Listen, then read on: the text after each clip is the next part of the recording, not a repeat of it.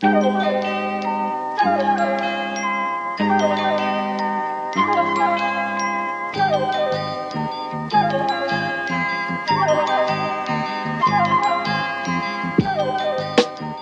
current putative frontrunner at this point, or at least the people that like the press have knighted as their sort of sensible moderate who's going to save them from either electoral irrelevance or scary policies, is now Wes Streeting, a man, Wesley Streeting. Wesley Streeting, a man whose literal only experience, other than just climbing the greasy pole of the fucking Labour Party, is being in charge of the National Union of Students.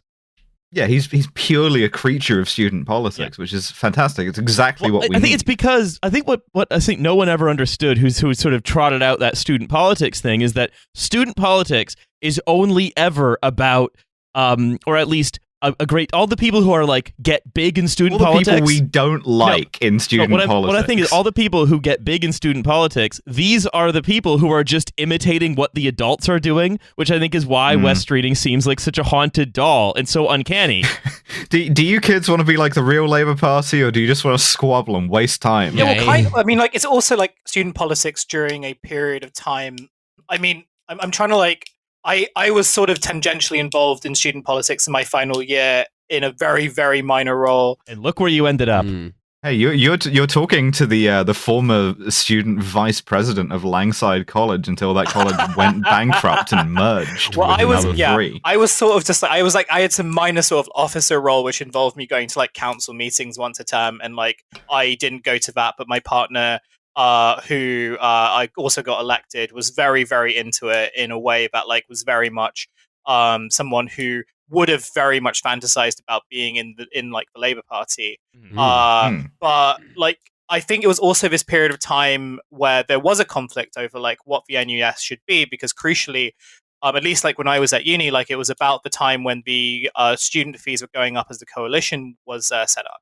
And, there were like demands that like, no, the NUS should be like a lot more radical about like, getting fees down and like, renege. For sure. Especially because like the Lib Dems had sort of like sold this promise for such a long time. And that was like placed in conflict with like other NUS people, especially like NUS people who had sort of stayed in student roles well past like graduation date, who very much had like their eye on kind of going into Labour Party politics, like, and crucially like trying to revive New Labourism. And I think Wes Streeting's like a very good example of the kind of guy a lot of student politics people between like 2009 to 15 wanted to be. And we're Possibly gonna earlier, but one of the guys who like helped deliver like bringing the NUS to heel a bit. Yeah. I always felt like the student politics in general was a bit of a like soft play area for some of the more insane people at any university. I always appreciate that whenever some people are mad at me online, it always comes up that I ran for the Cambridge Student Union presidency as a joke, and it's like, oh yeah, and he thought it was funny to take the piss out of the Cambridge University Students Union. It's like, yeah. Wait, where'd you go? I was at Anglia Ruskin, but it's a joint. the reason why I was vice president at the equally prestigious Langside College in Glasgow was because I ran for president. College. I ran for president also as a joke and placed second. So, okay, Keir Starmer, electoral advice, proven strategy. A man who ran for Prime Minister of the United Kingdom as a joke and placed second. Yes. Claim you're going to make Julia Fox everyone's girlfriend. Yeah. Run as a joke. That's basically what he's doing. Just do what I did. Make a sort of faux socialist, realist, Stalinist poster, which I have since scrubbed off the internet. So if you find that poster, DM me. Joking, you can't. My DMs are closed. No. So look, there's some politics afoot. There's also some developments in technology afoot. I want to talk for like 5 minutes about the By the way, hi, it's TF, everyone. What? Yeah, sorry. This wasn't just a phone call between friends. I was told that I was going on the Red Scare podcast. I'm very disappointed. I will be logged off. I'm sorry. I need to put some ice in this can of vanilla Coke so I can like get the noise going. I'm sorry. This is actually the Romaniacs, I'm afraid. Once again, welcome to the National Union of Students podcast. So some shit happened, right? Number one, not again. But number one, this is TF. It is Riley, Milo, Alice, and Hussein. It's the free one. And god damn it, he was right. Finally figured out my clever plan. This is student TF. It's a lot like regular TF, but it's a lot more annoying. So yeah, it's that's correct. My new plan All we've is eaten is beans for weeks. You have the pedant that like just wants the council meeting to go back on time. You have the guy who like won't shut up about going to Cambridge. You have the guy who It's just perfect. sort of just like ran because they won't like boost their CV but doesn't want to be there. That would be me. Yeah. I mean, if you're at Cambridge, everyone's the guy who won't shut up about going to Cambridge. No, I was trying to fool Milo out of doing the free one thing this time by making it indistinguishable from when we went from pre-show chat into show, and yet again he has bested me. I may not be smart, but I've got instincts like a horse. Yeah. That's a beautiful sentence. That's gonna be running through my mind for a while. Like a horse. I'm slightly paraphrasing something Nate told me one of his commanding officers once said to him about a certain kind of attractive woman. I knew it had the like imprimatur of a military on it. So one of the things that we've done today is, in addition to having all of this, jiving and capering up front, we are actually going to be in some amount of time, we're going to be talking to journalist and privacy researcher from South Africa, Heidi Swart, about her an article she co-authored about how digital surveillance is sort of bringing back a lot of the apartheid era kind of by stealth. Oh, we're gonna have a bit of a serious chat. You're gonna get your dessert and then your vegetables. And throughout that segment, you can note how much I'm straining not to do a particular voice, despite constant invitations to do so from the source material. Yes, that's right. But look, Father McMurphy, of course. That's right. Look, here's the thing. Last time we spoke, we were talking with Brett Scott, and we sort of noted, hey, that's interesting. One of those algorithmic stablecoins that seems to be always sort of vaguely like that someone has, I don't know, put a giant pyramid on top of a knife balanced on a tightrope that somehow is the future of the economy. Seems to be kind of like its stablecoin is depegged. Teetering. It seems to be in some trouble. Update. It's Just coming off of the crypto implosion ticker. Yeah. All my apes gone to zero. Absolutely. Oh, many people will be financially ruined. That's kind of what I wanted to talk about, right? When we last spoke, it was Monday of last week, and that's the episode you'll have heard on Thursday. And so now, rather than this is the calendar podcast.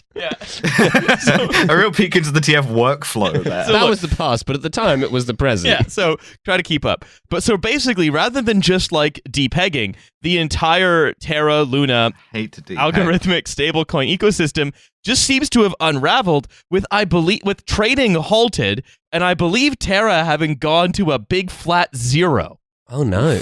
And Luna being worth a very, very not much more.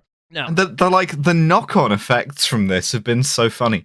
Dogecoin has plummeted. Even fucking Bitcoin has like plummeted. I want to explain a little bit of the mechanics of how this happened, and then we'll talk about it's because everything was built together in some kind of like house of cards. Dogecoin has plummeted. That's going to piss off the Venetians.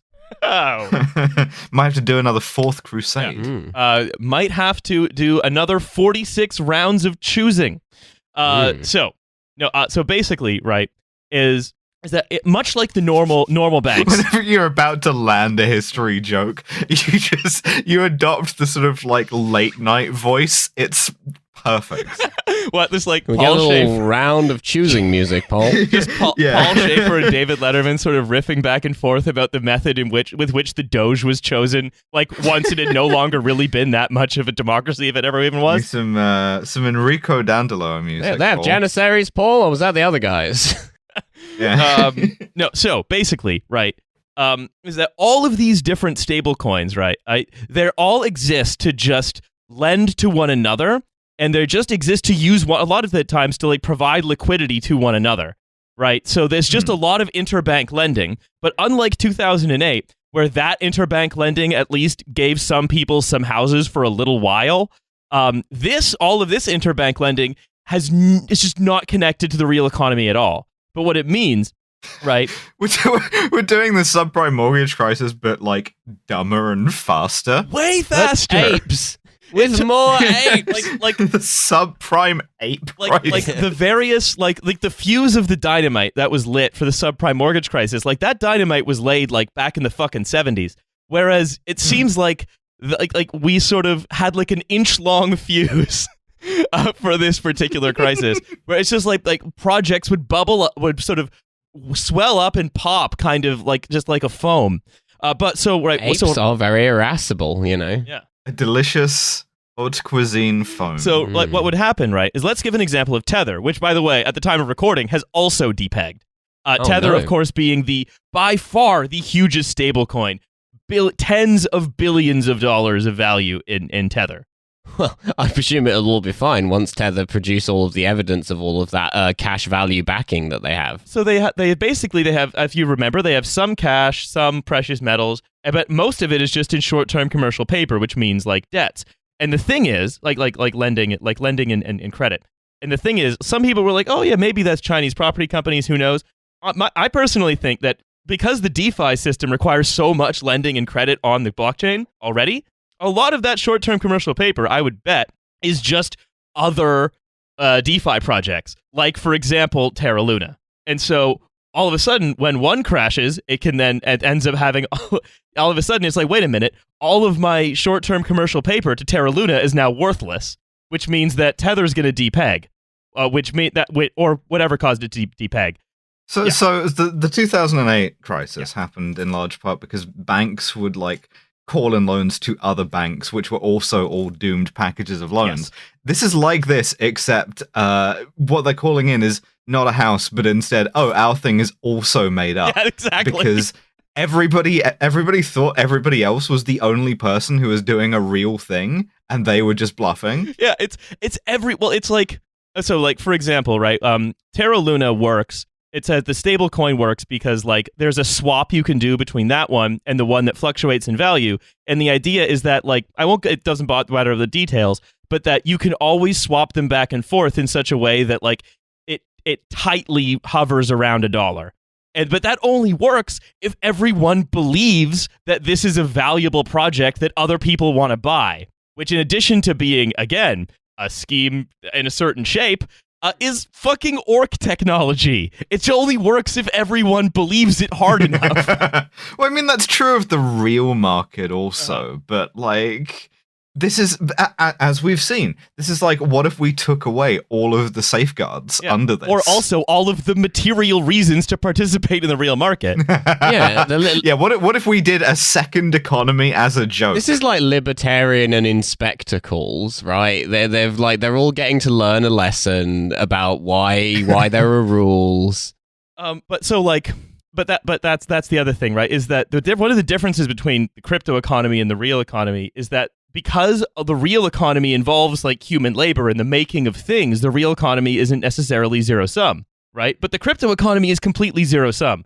The only way to get $1 out of the crypto economy is if someone else puts one in, right? Yeah, cool. And so that means all of this yield farming, these stable coins, these guaranteed returns, whatever, it was just people putting money in and taking it out. But then all it takes, because they're so interrelated with one another at this point, all it takes is one of those tokens, right? If it's big enough, like Terra was, it was a top 10, and then fucking Tether is fucking enormous. Systemic risk levels of enormous. That all it takes is one person losing their confidence in one, and then it's like a game of Jenga, but where every single block is completely integral for the entire tower standing up. And also an ape.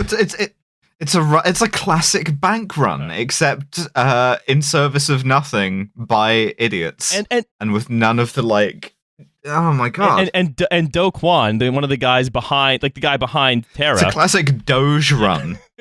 I love that. Was my favorite Venetian charity event, the Doge Run, where he just pretends he's a normal guy. All the private equity firms in Venice serene join in.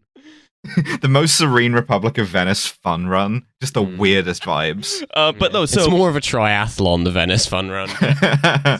So if you think of it that way, right? It's that they're all that they're all completely interrelated. They're completely zero sum, and then It's incestuous. yeah, and then when one falls apart, yeah, there's this systemic risk because they all just provide liquidity to one another for the purposes of more effectively providing liquidity to other ones of them, but never actually engaging with anything. But also the other thing, right? Wait, so they're kind of like the Habsburgs. They're all fucking each other and making each other more liquid. An ape filled entirely with water. Yeah, But, but like- like one shriveled black testicle. Here's the fucked up thing, right?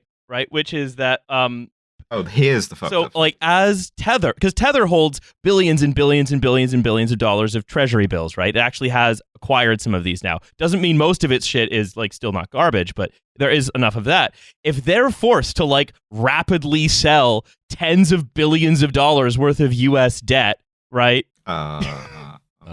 Or like billions of dollars worth of corporate bonds, that affects that market. And that means that the price on those could also crater. And that affects the real fucking economy.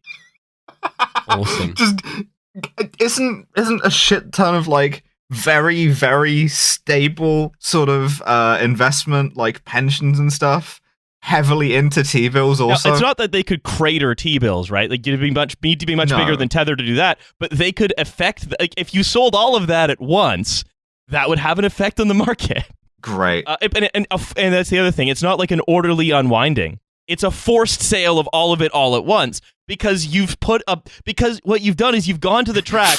for sale, apes never used. What you've done is you've gone to the track and you've bet your house on a horse that isn't racing. Yeah, it's an ape. It's not been allowed to compete. You can't race that thing. It's an ape. But going back to Shine is best, sir. Yeah, and that's the thing. Also, like some countries are directly, and that's the other thing. Like Bitcoin's price is going down as well. This Yeah. is, you know, who's really going to take a haircut here is El Salvador, and this is their sort of divinely ordained punishment for electing a redditor. Which is why Navalny also needs to stay incarcerated. Anyway, joking. Putin like reading his intercepted texts and like giving the kill order the second he gets to pickle Rick. But no, like so countries like El Salvador, right? They're heavily invested in Bitcoin, but this contagion also causes Bitcoin to go down because as Tether makes up its own fucking money and prints, it buys Bitcoin, runs up the price. And then with its valuable Bitcoin in its treasury, is then be like, well, we can print more Tether because the Bitcoin's worth more.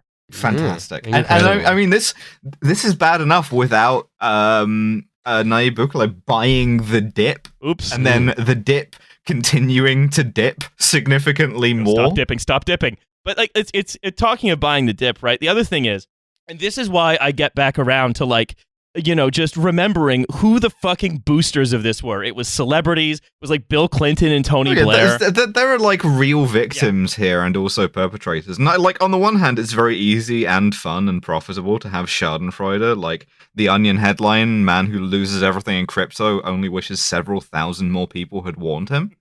But like you think about the society that engenders these things, that has a lot of people in very desperate circumstances and a lot of very rich people telling them that the only way to get rich is quickly and through hustle, and that's what they did. And I mean, you can see this in, for instance, sports. You can see that like crypto stuff displacing betting shops as sponsors of sports clubs. Let me tell you, when I found out there was a private island in the Caribbean full of libertarians who'd all spent a lot of money on rare apes, I was very disappointed when I got there and saw it for myself.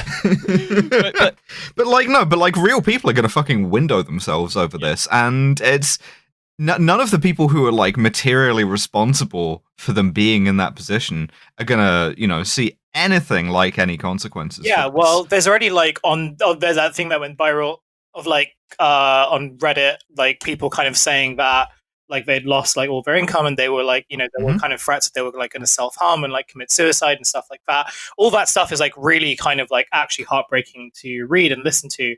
But the reaction to it has sort of been, so like Bukele, for example, in reaction to like any sort of Bitcoin kind of collapse, is in complete denial about this and is just like, yeah, well, actually, we bought even more Bitcoin during the dip with like, and then sort of like a string of kind of cry laugh emojis or whatever. But like, yeah, just kind of in the Salvadoran Fura bunker ordering more Bitcoin buys. British boomer confirmed. basically. But like, and that's a really scary thing because it's like, well, he's kind of like integrated even more of like this kind of precarious, the economy, like an already precarious economy, to this like extremely precarious like financial system, like on the basis that like it gets him lots of retweets whenever he does it.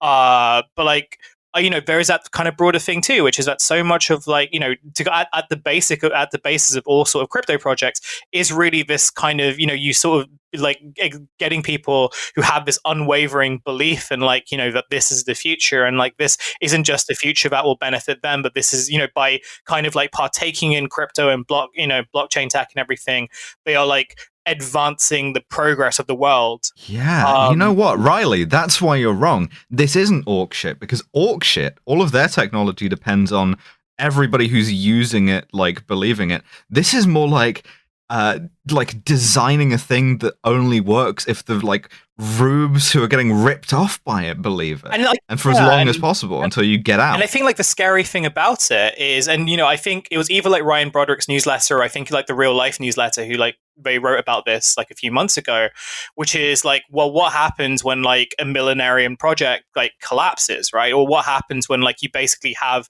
like a cult that collapses, and when prophecy fails, right? And like usually that's I think when you really enter like quite a bizarre vibe shift. And I was just thinking about like, well, what happens in El Salvador when this already kind of like very overtly authoritarian government, like their sort of like basis of existence completely falls apart. Oh, it's going to look like the fucking Heaven's Gate away team in the presidential palace. It doesn't bear thinking about. I'm sorry, the fucking El Salvador Fura bunker, but about crypto is really distracting me. Mine apes. What about the lions? And then they're like, mine Fura. But I think it's it is true, because like the thing is, there has been a lot of, I think, but like very sort of personal investment of almost, and again, we've discussed this before, an almost religious desire for salvation into crypto, because it's the last promise of, here is capitalism without institutions. It will be the capitalism you always dreamed of. And, in a sense, here is capitalism without institutions. We made up all our own money and took all of yours. If you deny me on Earth, I'll deny you in front of the ape. Yeah. So, I mean, and this sort of comes back to the fact of, there people who are either, I don't know, I mean, sort of either insanely irresponsible, deeply cruel, or incredibly stupid, such as Matt Hancock. Love that Jonathan Safran Foer book. Saying Matt Hancock, for example, saying just last week, as he talks about the need to integrate stablecoins into the UK system of payments, yes, you may lose everything, but you may not. I don't know. Matt Hancock here, both victim and perpetrator. Yeah, one of the rare ones. Yeah. And like, I don't know, it just, I can't like, sort of get over the fact that like, there's that you can't blame the people who sort of, fall for it, right? You can't, because they are following every single authoritative voice, right? They are following the ideology. They are doing the thing that we said they should do. Mark Wahlberg went on TV in the Super Bowl, and like, nobody stopped him. Nobody like regulated that. That was perfectly legal, and if it's legal, then it must be a safe enough investment. Yeah, I don't know. It's just seeing it actually happen. It'd be like Elon Musk gonna like hustle, gonna be on my grind set. Maybe one guy who made a lot of money off of it. So yeah. No, totally. I mean, and seeing it actually happen, right?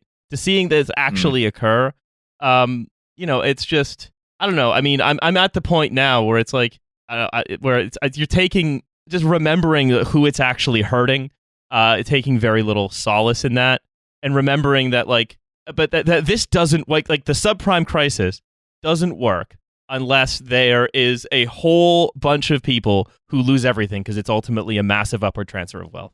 This is just, it's very similar, right? It's, you're telling a story. It's because most forms of credit are essentially about telling a credible story about what's going to happen in the future.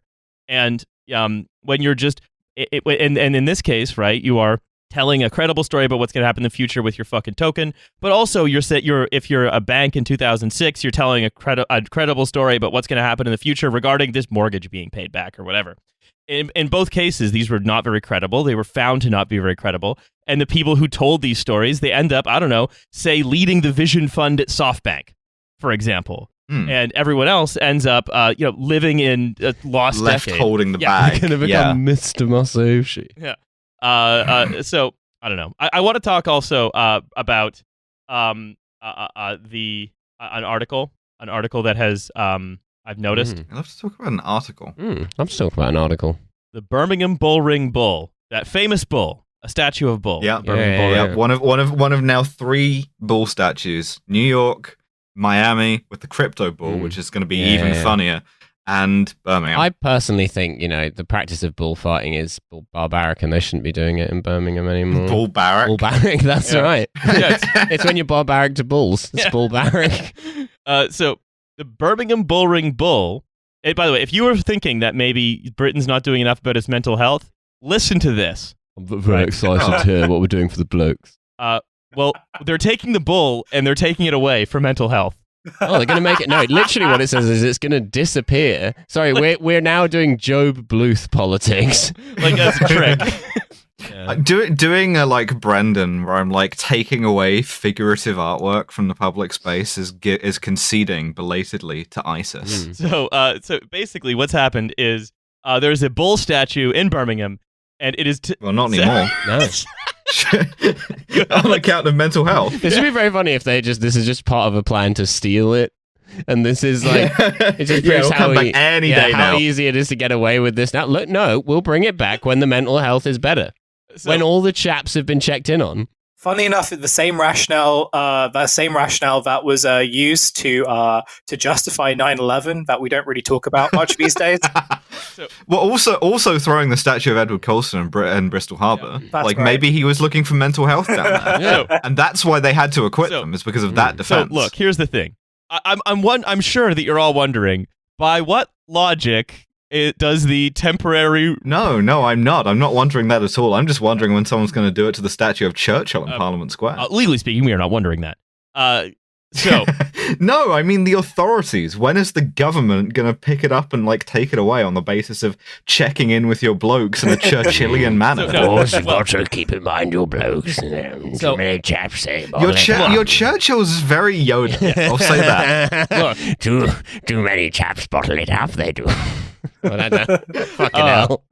One of the more cursed voice combinations. Too many chaps bottle it up. They do. Look, you're gonna hear about really, in many ways, Churchill was Britain's baby Yoda. Okay, look, you're gonna hear about the rationale whether you fucking want to or not, and it's because charities and mental and health bosses have said it will remind people to use quote "no bull" when talking about mental health. Yes, let's fucking go! Come on, this is so good. This is Nathan for you now. This is awesome. Absolute marketing brain. Oh, so good. Yeah, Like, you have two guys. You have two guys going out to Birmingham. They'll point at the empty space. One guy will be like "no bull," and the other guy will say "mental health." And that and You that. know, and This that. is you know what this is? This is a Matt cartoon. given life. They had like a talking penguin, like a soft toy that they were throwing between each other while they were brainstorming this one. They're like, no, the person who holds the penguin talks. It was that kind of a meeting. You just know it. Well, here's the thing, though. The bull isn't actually going to be gone. It's just going to be covered by a box. So they've replaced the bull. Don't ask what's under the box. They've replaced the bull with the big box. The shame cube. That's the mental health box. And this is also They're going to remove the box at the end of this thing, and the bull's going to actually be gone, then they'll be sorry. Here's the thing they've done. They've put Darren Brown Hold on. strikes again. That's not the best part. Is they've put like the Samaritan's number on the side of the box. I understand that your heating bills have doubled, but have you considered box? Yeah. They're Because taking no marketing bull. advice from the Pitt Rivers Museum in Oxford, where we went there, and so the Pitt Rivers Museum was really famous for having an exhibit of shrunken heads from like Southeast Asia somewhere or Indonesia. I'm not sure where they got them, but anyway. There was a campaign by the students to get the shrunken heads removed from the museum, and so now where the shrunken heads used to be, there's like the massive cabinet that's boxed up, and it says on the side, "Have you come to look at the shrunken heads?" in huge letters, and then there's like a really long explanation of why the shrunken heads aren't there anymore, and this is so much funnier than having a shrunken head exhibit could possibly be. Yeah. Essentially what has happened is, I don't know, if they just forgot to think of something and then improvised in the room. But now, if you wanted to go see the famous bull at the Birmingham Bull Ring, you would only see a box with the Samaritan's number on it. So you would be reminded not to use any bull when talking about mental health. When are we going to do a live show in Birmingham? I think we have to visit a city with this kind of dynamism, energy, commitment to the brand. The problem is people are using too much bull when they talk about the mental health. I mean, it's what I love is just like the extent to which mental health just ends up becoming this kind of catch-all for all of the... Yeah, because it has no cause, and it barely fucking has any treatment because you can't get any on the NHS. So it's just this thing of like, oh, do you feel down sometimes? But like not in a dangerous way where you might want to like, you know, hurt yourself or anything. Just like, do you ever get sad? Of course you fucking do. Everything's terrible. Well, maybe what you need right now is to like practice some mindfulness. Funny, going up to a guy who's about to jump off a bridge and going, "Don't worry, we've hidden a bull." I know what you're going through, and believe me, I thought there was no way out too. I've been to that place, but then I found out that they've encased a bull in a box. We've put a bull in mind jail. That's right. It's Schrodinger's bull now. I was saying, it's because it's like all this mental health stuff, right?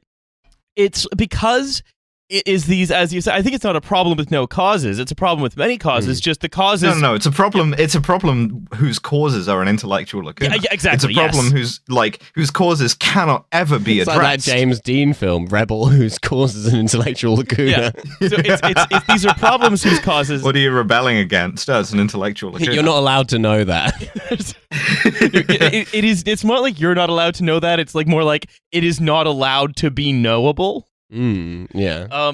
Anyway, so yeah, there's this great big morass of these problems, and what's so great because like the people who like want to just say, well, mental health is the root cause of all these problems, not a symptom of other deeper material issues, is they love making the big gestures because it's free. You can be like, we are actually, look, reports of depression in Birmingham. What can a few sheets of plywood cost to encase a bull and a bit of paint to write the Samaritan's number on there? Not much, I would imagine. Yeah. A lot cheaper than therapy for all those people in Birmingham. Or a lot cheaper than just, I don't know, making it so that they have somewhere to live. No. Let's give a bull a place to live. Well, they're putting so many therapists out of business. Like every therapist in Birmingham is going to be like, oh, fuck, they've encased the bull.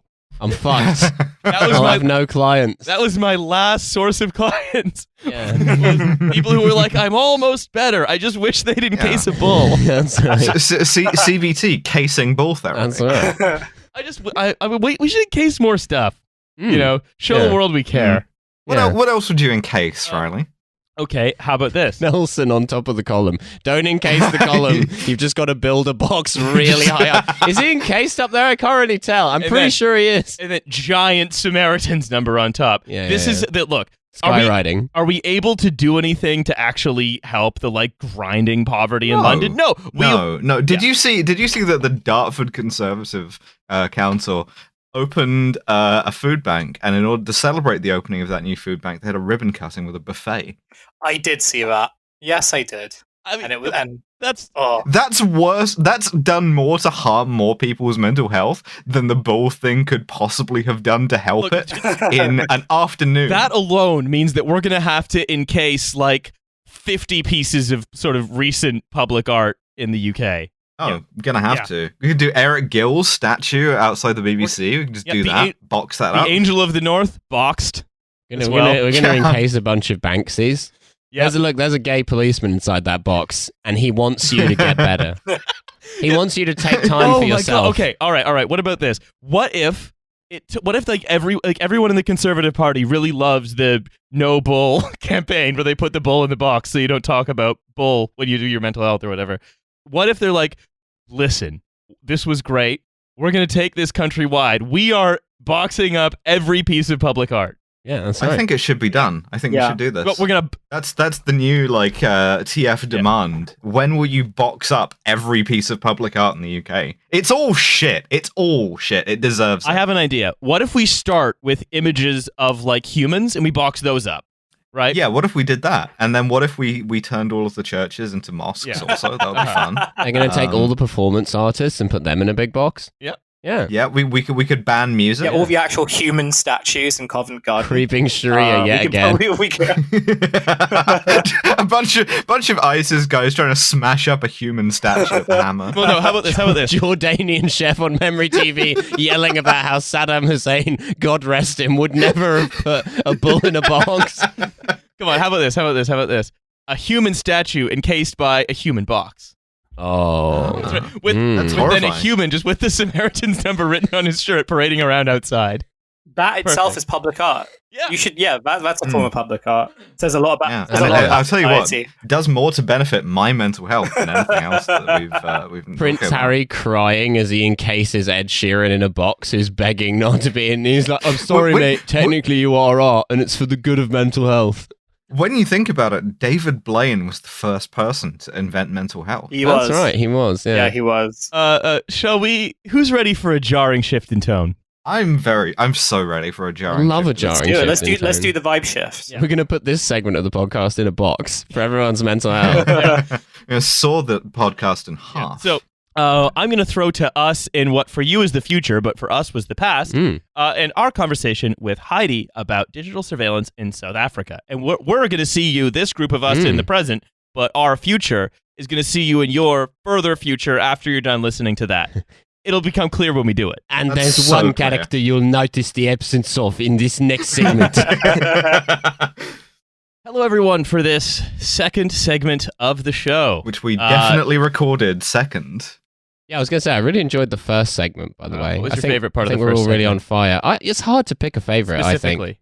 No, Be I specific. think really the whole thing was just blasting all the way I through think was when really Milo did top notch. when Milo did the voice, I found that very funny. I Oh, did yeah. a couple of That chuckles. was very good. Absolutely. Yeah, that whole bit about Keir Starmer, Yep. fantastic. Wonderful. Yeah.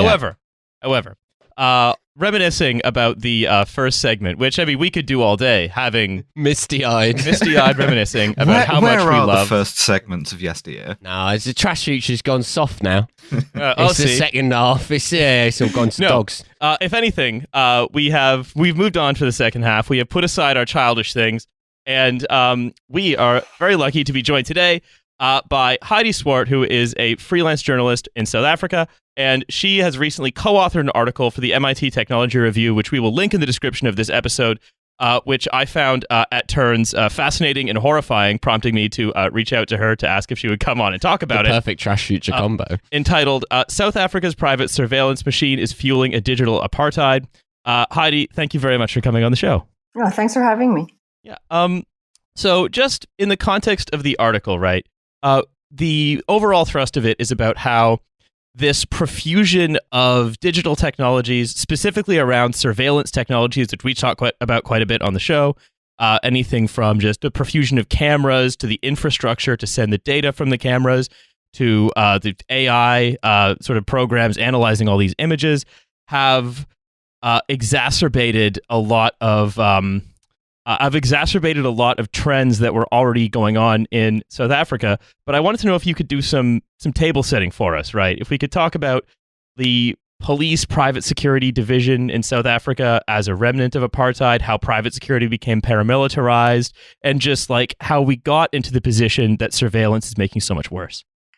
Yeah, so I suppose one could start off by saying we have a very high crime rate. It's just something that was always a problem, and after apartheid ended, everyone thought things would get better, and crime-wise, we're only really now experiencing the impact of apartheid many, many years afterwards, because the damage that was done in those times, people were forcibly removed, people were not given life opportunities. So it's generations, afterwards that have been damaged. So this is what we're sitting with now. The new government hasn't really helped. They've had 30 years to really try to improve things, and they really have not done a bang up job, to be honest.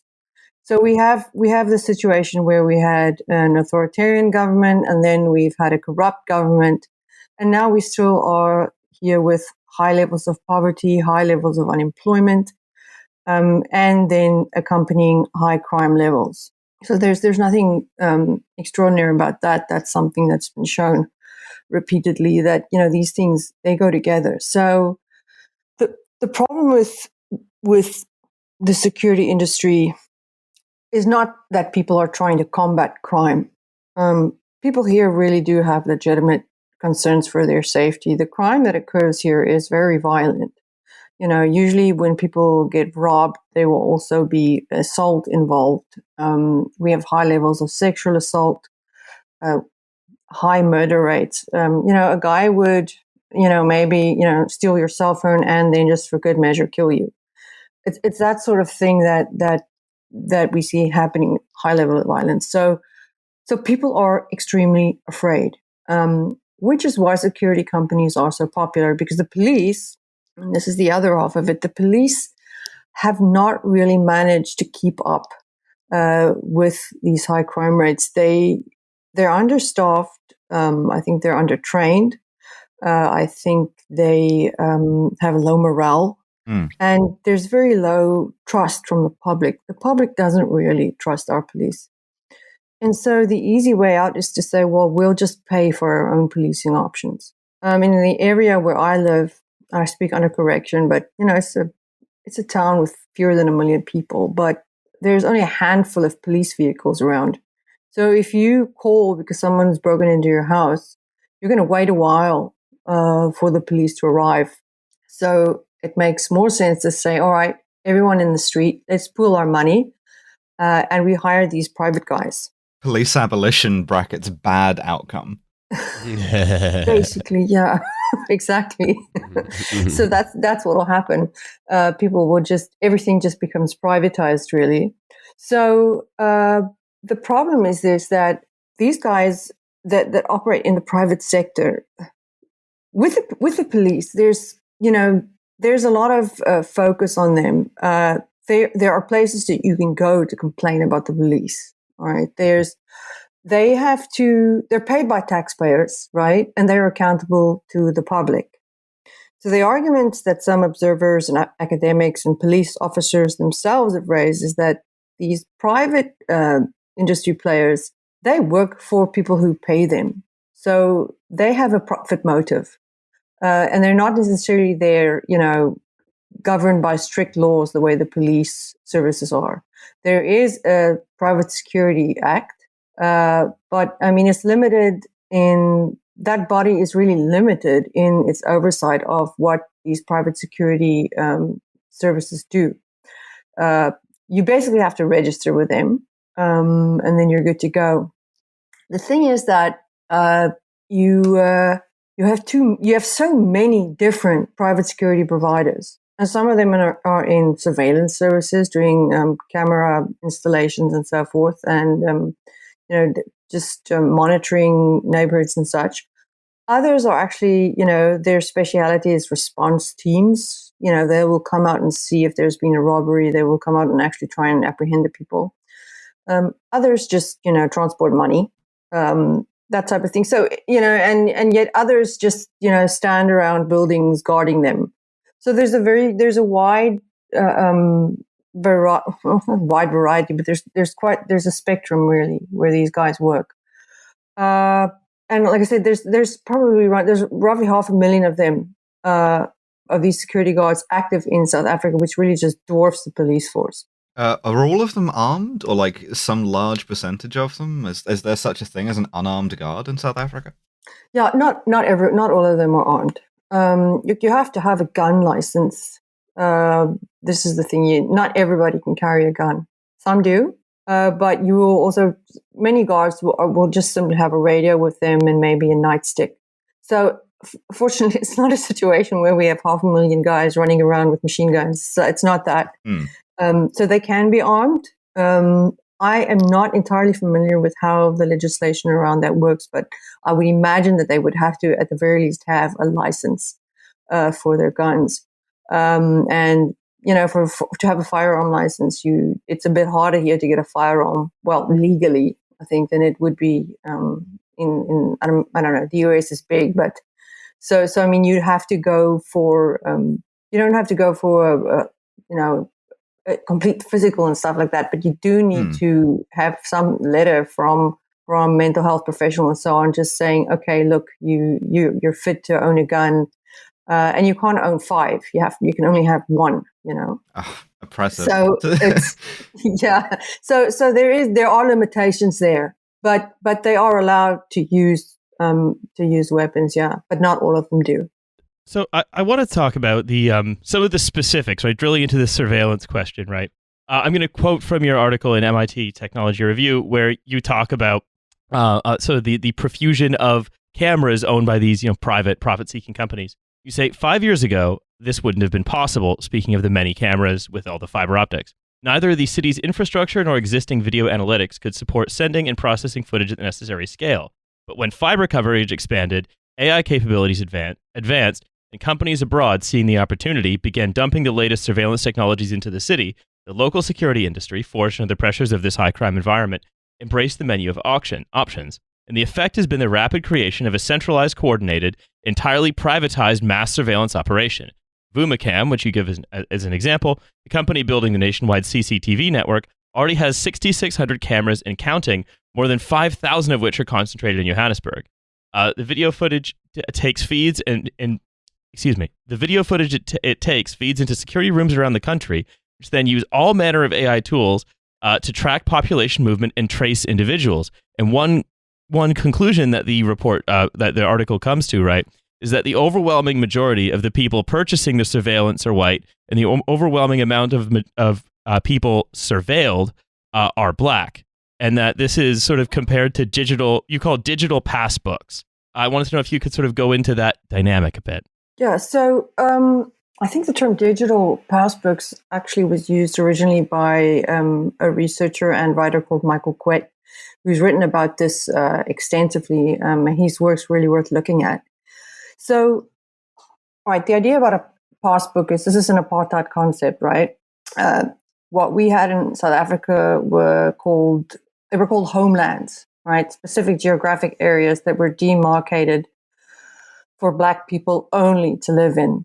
They had residents in these homelands, but they did not have residents in South Africa. The minute they moved beyond the borders of these so-called homelands, really these were just small enclaves within South Africa, much like you would have reservations for Native Americans in the USA. So it was that sort of thing, except here they could not leave the so-called homeland without a passbook. If you were in a white area and you didn't have your passbook, you were in trouble.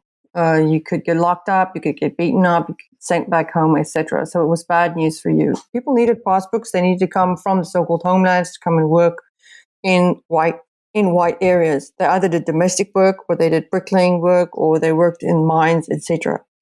It would be some kind of low-paying job, right? So today, a lot of that hasn't changed. We have a much larger Black middle class. There's been a huge improvement in many people's livelihoods, but we also still have a very, very large class of people doing this, hard manual labor for little money, and so, and also jobs that are very necessary, but that are considered low skills, like people working in the garden, domestic workers, and so forth. That setup hasn't really changed. Those people doing those jobs are still primarily Black people, and they they face huge socioeconomic challenges.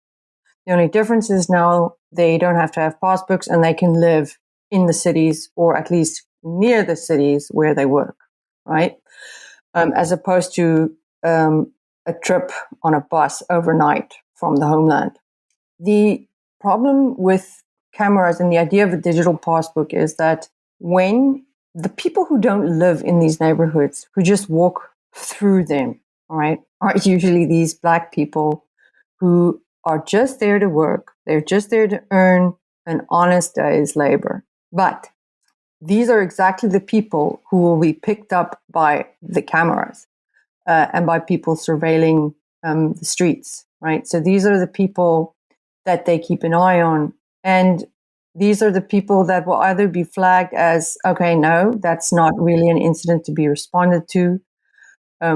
Or, yes, let's escalate this because this guy has been standing in front of this gate of this house for too long. So, I mean, I cannot speak for the rest of the country, but if I think of the neighborhood where I live, which is also predominantly white, there for a long time, I mean, we're not part of the WhatsApp group anymore, but for a long time there was a WhatsApp group. It's still there where people who are in the neighborhood report safety issues. And you can be sure that any issues reported have got absolutely nothing to do with white people. It has to do with black people moving through the white neighborhood and people not really wanting them to be there. I'm surprised that it's WhatsApp and not like some sort of proprietary app that's taken over that space, like something like Citizen might in the US. No, people here are you see, it's so normal. Okay, and so here's the thing. Nobody says it out loud, right? Nobody says, oh, there's a black guy in the street. Nobody talks like that. But no, because that would be racist. Exactly. But you can be sure, that once the person is... So here, I'm going to give you an example.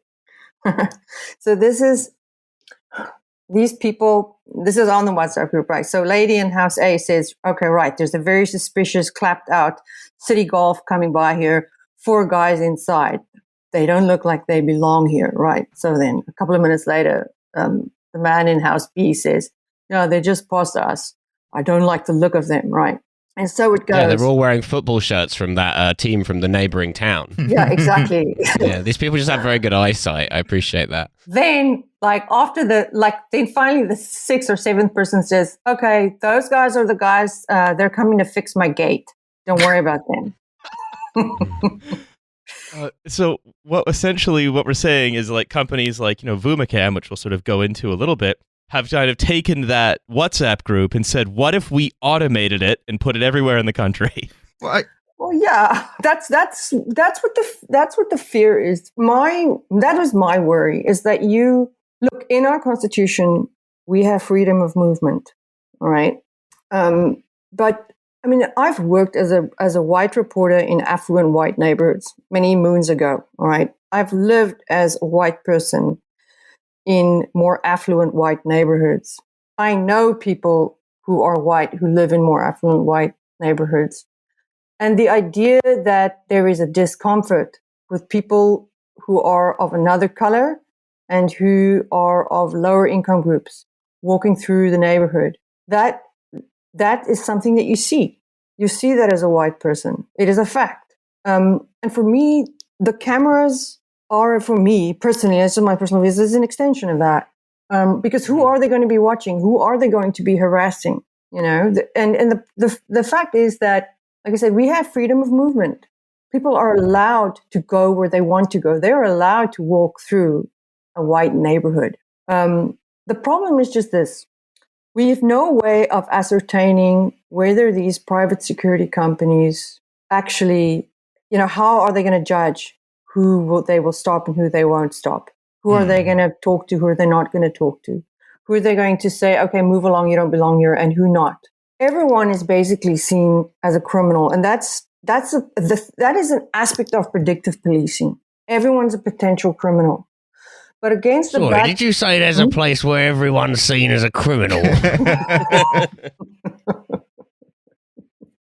I'm just curious as to whether you think it's like whether you'd agree with the impression that I got, which is that WhatsApp group, that sort of like state of vigilance, is what security companies, that's a desired outcome for them, because the more afraid you are, the more vigilant you are, the more security you're going to want to buy, surely. Well, yeah, I mean, exactly. It's something that people really, security companies have everything to gain and nothing to lose by people's fear of crime. I mean, without it, I don't think their business models would work. Look, I mean, take for example cameras, security cameras. We don't know that they work. The empirical research that can really affirm whether their effectiveness in preventing crime or stopping crime or maybe even catching criminals. That's that the evidence is sketchy at best. It varies. I mean. So for us to be able to say, I'm going to install these cameras here and it's going to make you safer, that's a sweeping statement for which there really is no grounds. It's the most dangerous criminological question you can ask is, hey, does any of this work? Like at all? Well, yeah. We're excited we don't know. And so what's happening is we're giving up our privacy here for what? What are we giving it up for? I'm very excited to start my South African security company where I go around to big houses and go, hey, it's a pretty nice house you got here. It would be a shame if some black guys were to loiter outside it. Well, I could arrange that. I if you want to talk about privacy, I think one of the sort of stranger happenings, of course, in this story is that as these companies like, not just Vumacam, but also what some of the others, NECXON or iSentry or whatever. Well, that doesn't sound ominous at all. Yeah, where it's actually one of the organizations that initially pushed back against this profusion of cameras and analytics and everything was actually the Highways Agency, and they said that we will not allow these companies to use that South Africa's highways to infringe on citizens' privacy. Yeah, so my take on that was that that was an interesting case because these type of government bodies aren't really known for giving a crap about people. So to me, it was. We simply cannot relate. Yeah, well, yeah, it's hard to explain, but the government usually doesn't care. So it was really my take on that was that there was some pressure on them. And this is my sort of opinion. I think there was some pressure on them from the local communities and community members that didn't want the cameras. And in response, they tried to, stop granting permission to Vumacam to actually erect these cameras. It was poorly litigated from the roads agency's side, I think. But it was very interesting. It was very it gave you a lot of insight into how the security sector actually thinks about surveillance and privacy, which is really privacy is something that you can give up easily. It's not really, there's no question. It's a no-brainer. This stuff makes us safer. Of course we're going to give up our privacy. That's sort of how they look at it. And there's never any question of giving up your privacy making you, for example, less safe. No, of course not. I have to confess, I just did take a peek at the notes and I've just learned who the CEO of Vumacam is. And may I just put out there right now, name alert. Name alert. So let's hear from, this is, again, quoted in the article, speaking of like discussions about privacy and the belief of the surveillance industry about what surveillance manages to accomplish. And so let's hear from the, I'd like to say, amusingly named Ricky Crook. John Q. Crimes. To catch a criminal, you got to think like a criminal. I'm sorry. I hope I've gotten that name wrong almost certainly. So please do correct me. Oh, I haven't? No, it's up there with Michael Kill from the British Nighttime Industries Association. Yeah, that's right. Michael Kill and Ricky Crook are at university together. Yeah. So let's hear from the amusingly named Ricky Crook. So this is also as he's responding to the claim that it's that actually it is, as you said earlier on in this discussion, like it is this extreme inequality that it drives sort of social unrest and all this. Ricky Crook says Vumacam's technology is honed for the purpose of preventing crime, and as such, does not have mass surveillance capability nor intention. Oh, well, that's he then okay. Says then. that to suggest Ricky Crook was quoted as saying, "Don't worry about it." Yeah. and then suggests that anyone claiming otherwise is engaging in something intentionally malicious, defamatory, without any basis in truth. So don't insinuate that I, Ricky Crook, am up to no good. But what he says, what I want to get into is he says, look, surveillance infrastructure honed on crime is key to curbing and preventing and understanding crime, which currently impedes the investment in economic growth so critical to job provision and poverty alleviation.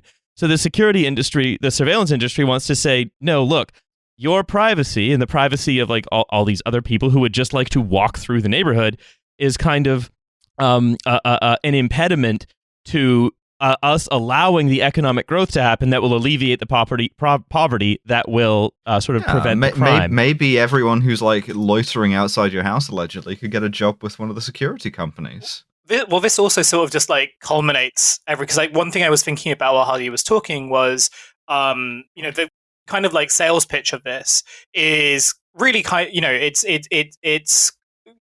in the same way that every kind of surveillance tech sort of presents itself. It is like an exploitation of like very real vulnerabilities, and the idea that like, well, like if the state isn't going to be there to kind of fulfill its basic like purposes to its citizens, then you really have no choice but to sort of let these private sector goons do that. But then simultaneously, and I think this is happening in the UK as well, where like the kind of biggest industries in like tech are fintech and funnily enough surveillance tech, and obviously they have like a relation.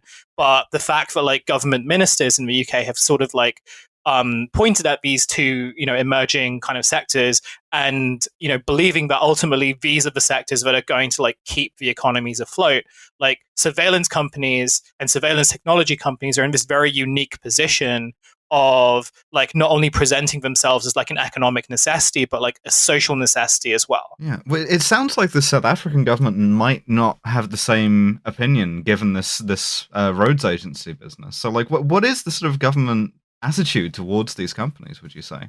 Well, the road agency is just one, I was going to say, tiny fraction of the government and of local government. It's not even of national government. Ah, I see.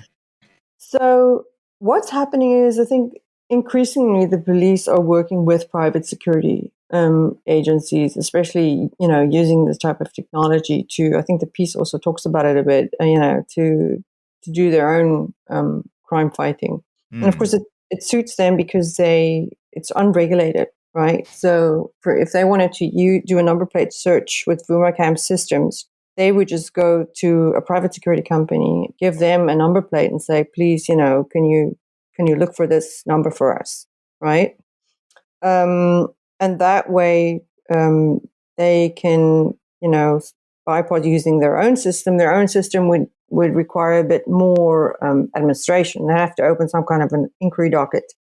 And then they would be able to, link that to Vumacam systems and maybe get a result. But if you go straight to security firm, you give them the number, then you can, skip all your own admin.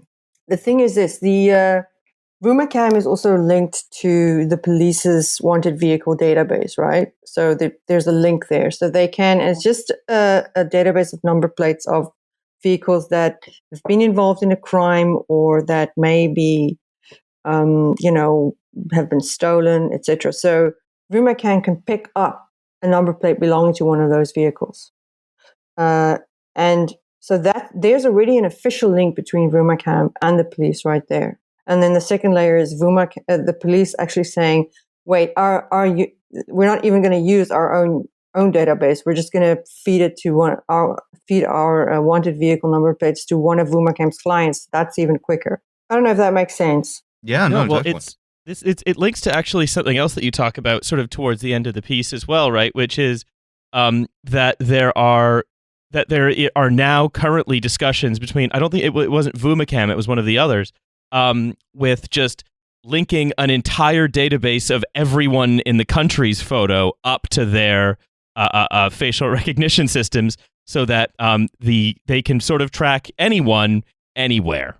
Well, you see, that is the absolute worst case scenario, and that is theoretically possible. And I think it's also the direction in which we're moving. We're not there yet, but it is the direction in which we're moving. Facial recognition is getting, better quite quickly, as you know. And if you had a good enough surveillance camera network, right? And you could pair it with good enough facial recognition that's then connected to, for example, let's say our government's national population registry. It would mean that if you connected those systems, that you could not only find me in my government's, database, you could also potentially pull up all my locations based on, for example, my LPR camera hits, license plate registration camera hits on my car, and whenever my face was captured by your camera system. And these need not be cameras that are, facing the street. I'm talking about cameras placed at ATM as you enter and exit shopping malls, etc. So they might not capture your, every single step, but they will certainly have enough data points, to sort of pinpoint your movements. The point is just that it's becoming easier and easier to integrate these different systems. And these systems are becoming more and more capable. And the relationship between government and the government wanting these services and the private companies offering these services are getting stronger and stronger. So for me, that is that's where it seems to be moving.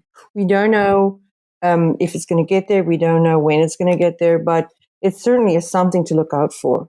And one of the things that you've described, just sort of by way of sort of thinking about the what next question another way, is that quite often, you say this towards the beginning of the piece as well, is that international private security companies love to just come and just try shit out in South Africa, and that South Africa can end up being a bit of a model or a testing ground for how surveillance gets done in the rest of the world. Yeah. So that idea. Okay, so look, there are a lot of people, entrepreneurs in South Africa. People want to make money here, right? I mean, Vumacam is one case. There's another company called AI Surveillance. I think we also my colleague interviewed this guy in the piece from AI Surveillance, and those guys, they're entrepreneurs. Yes, overseas companies are looking for sales here, but the people that are driving it are South Africans themselves. I think overseas players just provide the technology. They're just here to say, all right, where can we sell?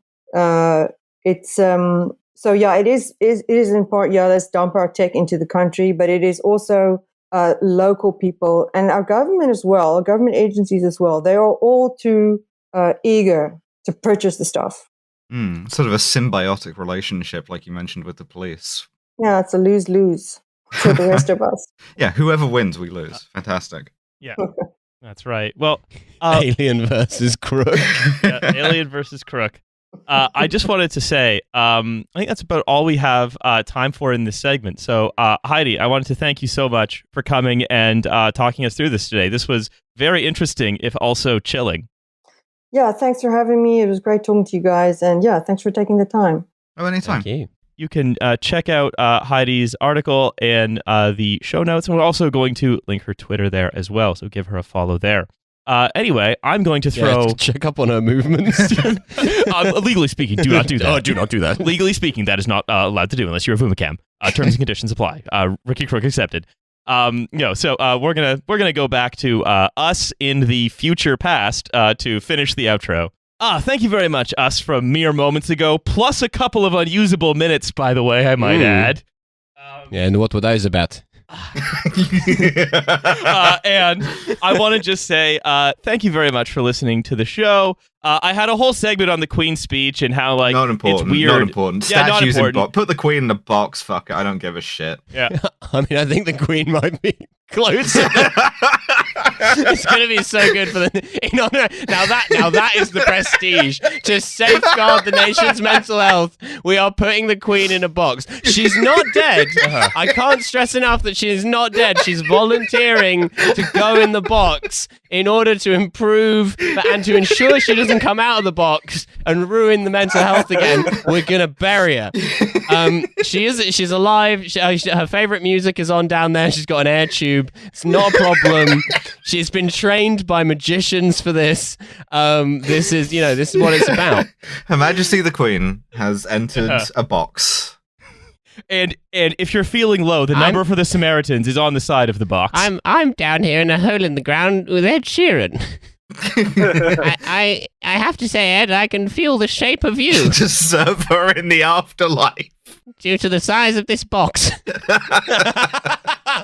a court lute player, Ed Sheeran. Oh my! I hope you enjoyed that jarring shift in tone. Hell yeah! Mm-hmm. Anyway, I was going to talk about how the Queen's speech is basically saying, "Oh, we're back to Osborne-y Toryism, weird, care. Boring." So I want to say thank you for listening to this free episode of TF. Don't forget, there is a bonus episode. It is $5 a month. You can get a second episode every week. I nearly didn't remember the business model of my own show. So excellent work there. We will see you on the bonus. Ed, I really enjoyed the collaboration you did with Devlin. Yeah.